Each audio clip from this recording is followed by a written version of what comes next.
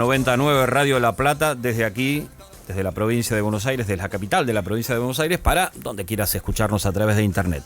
Les había dicho que teníamos ganas hoy viernes, en este soleado mediodía, teníamos ganas de charlar con gente que nos ayude a entender estas cuestiones de la economía, y les hablábamos nosotros de lo que nos sorprendía, esta cosa de la disociación de los anuncios, de la macroeconomía y lo que el gobierno remarca como cuestiones positivas en ese aspecto, con lo cotidiano, lo que uno, sin ser un especialista, empieza a notar que a la inmensa mayoría, los ciudadanos de a pie, padecemos las cuestiones de lo económico.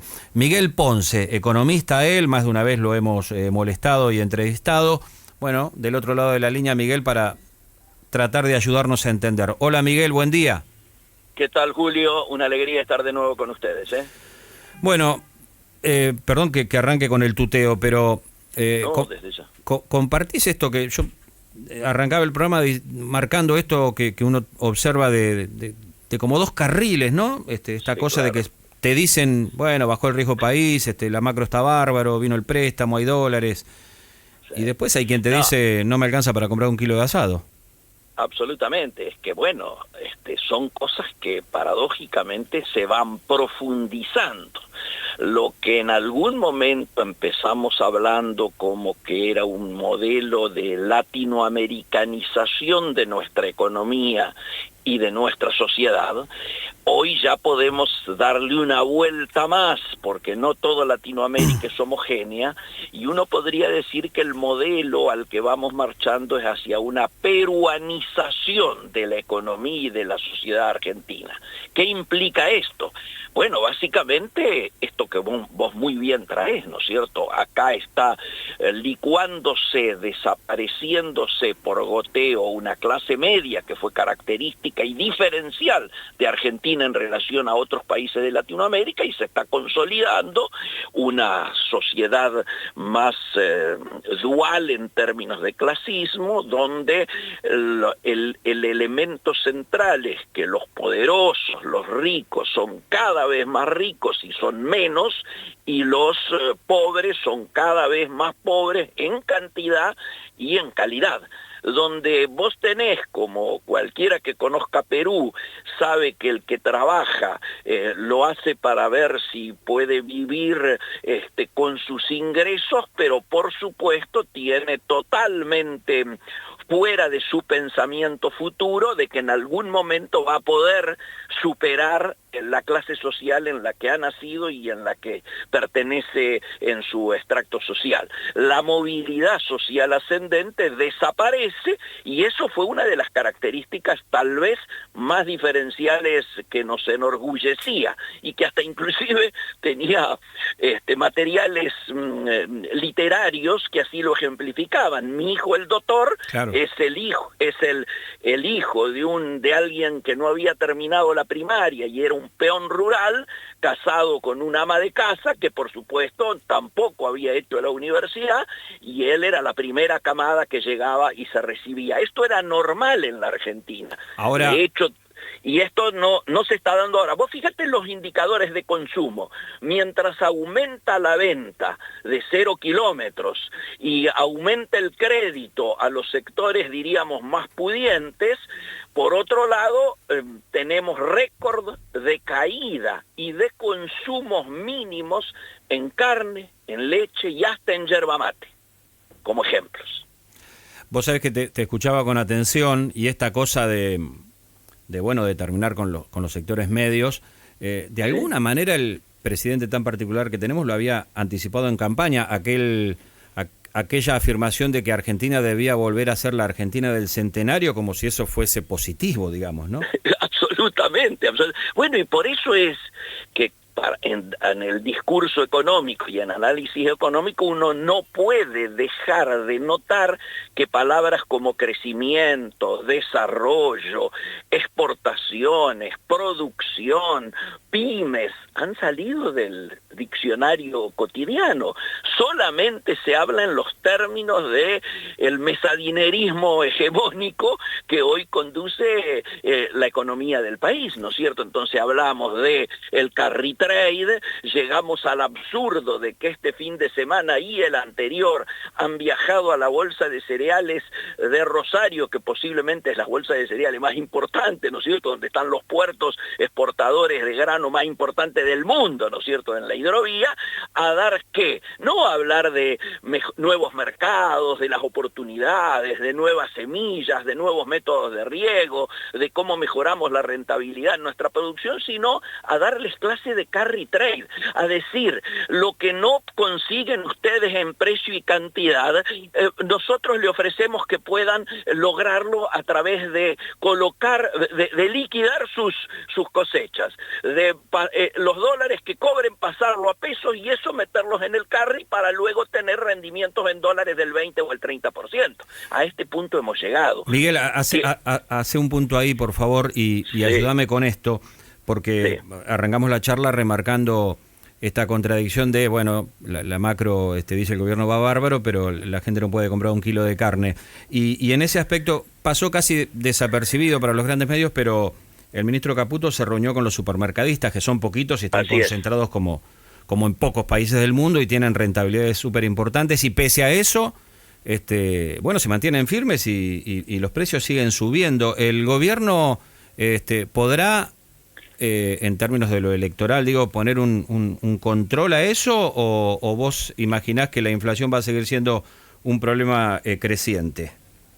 El tema central, te diría, es que se habla y se ha logrado que inclusive hasta en términos electorales es utilizado, se ha logrado internalizar que acomode, y yo no voy a juzgar la virtuosidad con que esto ha sido obtenido, porque yo soy muy crítico, pero en la calle lograron desde el gobierno, desde el relato, que el sentimiento de que la inflación es un tema controlado, bueno, se ha hecho carne. Seguramente este mes va a volver a estar en el entorno del 3, un poquito menos del 3.7, pero el gobierno lo va a vender como diciendo, ven, pese a que salimos del cepo y todos pronosticaban que iba a haber un pass-through, es decir, un pase a precios de la devaluación del peso, y eso iba a impactar, iba a llevarle... Fíjense, está sin embargo menos del último índice 3.7, etcétera y demás. El problema es que lo que tenemos es aquí inflación en dólares, y somos de los más caros en términos de costos, y esto por supuesto que también se refleja cuando se elaboran los costos de precios. Entonces yo me preguntaba, lo escuchaba al presidente ayer y al ministro hablar, primero el presidente, después el ministro en el fórum en Latam Forum, y luego escuché algunas horas, mejor dicho, algunos minutos en el intervalo del partido de River, lo puse en ese streaming que hace ahí en Carajo, ¿no es cierto? Sí. Que es un streaming paradójicamente de un empresario, de empresarios del poder en Misiones, que integran el grupo de Rovira, que el día anterior le habían dado, ¿no es cierto?, la alegría de frenar Ficha Limpia. Bien, en ese marco... Nada es casual. Nada es casual, por supuesto. En ese marco, escuché que te piden que traigas los dólares. ¿Por qué? Y bueno, claramente porque la pregunta es si se llega a octubre, que es la misma pregunta que nos hacíamos antes de aquel viernes, justo cuando dieron a conocer la inflación, cuando dijeron que salían del cepo, gran mentira, cuando anunciaron el acuerdo con el fondo, que era, ¿se llega para las elecciones? O no se llegó a octubre, y por eso tuvieron que ir al fondo. Bien, ahora estamos haciendo la misma pregunta, y yo digo, en los marcos en los cuales hoy disolver el canuto, es decir, el ahorro que durante muchos años has tenido para momentos o alguna emergencia, traerlo ahora que te ofrecen blanqueo, en momentos en los cuales tenés inflación en dólares y es cuanto menos te rendiría ese canuto. ¿En qué sentido? Si los valores hoy son los más caros en dólares de la región. Solamente somos superados en términos de canasta por Uruguay. Yo pregunto de qué manera, qué incentivo vas a ofrecerle a la gente para que vuelva a sacar sus dólares del colchón, como ya lo hizo en el blanqueo anterior. ¿Cuál es lo diferencial? El que ya lo hizo la vez pasada y no lo hizo ahora, ¿por qué entraría ahora? ¿Qué cosa diferencial me vas a ofrecer para que yo me incluya en algo que no me incluí antes? Y entonces la pregunta que viene ahí, obviamente, es que tal vez esté tentando a capitales non santos. Por eso es que... Bueno, esta cosa de que se pueden traer dólares y que nadie te va a preguntar de dónde vienen, digamos, ¿no? La pregunta es, si esto sale por ley, vos podrías tener alguna seguridad, porque entonces seguramente los diputados, los senadores que votaran esto, tomarían los recaudos de lo que plantea Gafi, ¿no es cierto? La Gafi te viene planteando desde la vez anterior, ojo que los controles en Argentina para los capitales que vienen del narco, o que vienen del terrorismo, o de cualquier actividad non santa, no están siendo controlados de la manera en que los acuerdos internacionales así lo plantean. Y entonces uno diría, seguramente los diputados y los senadores van a tener cuidado en tratar de volver a cumplir las mejores prácticas que son a las que Argentina debe ceñirse, porque nosotros integramos y estamos bajo la reglamentación del Gafi. Miguel, ahora, sí. Me dicen que lo quieren sacar por decreto. Esta semana que viene no, sino la otra. ¿Quién debería firmar ese decreto? El que se está resistiendo, que ese es Sturzenegger, porque lo pondrían en los marcos de un proceso de desregulación por el cual los bancos ya no te exigirían o no serían tan rigurosos en preguntarte el origen de fondos y que lo justifiques.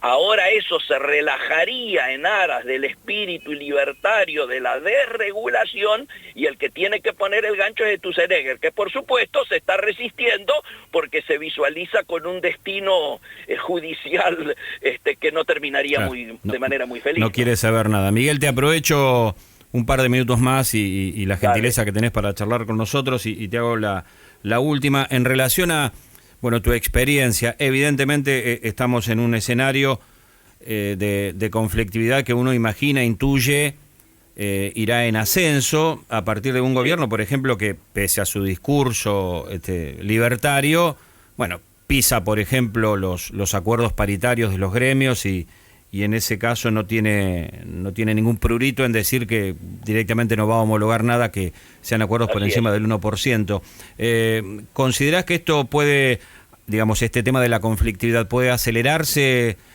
rápidamente en el próximo tiempo, o imaginás una cuestión más lenta en ese sentido?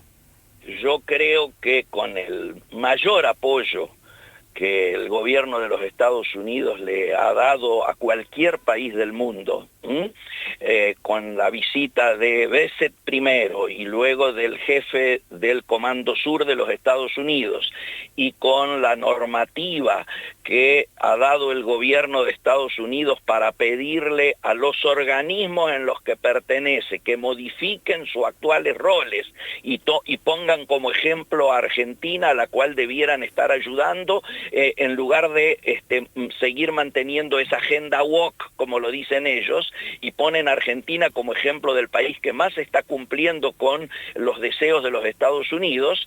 En la medida en que se afiance el alineamiento bobo que estamos teniendo, donde en Latinoamérica Bukele, Noboa y Milei son el eje que Estados Unidos ha definido y en el que confía para poder seguir frenando la influencia china en la región, en ese marco es muy posible que hasta octubre tengan garantizado, hasta las elecciones, esta vez sí van a llegar.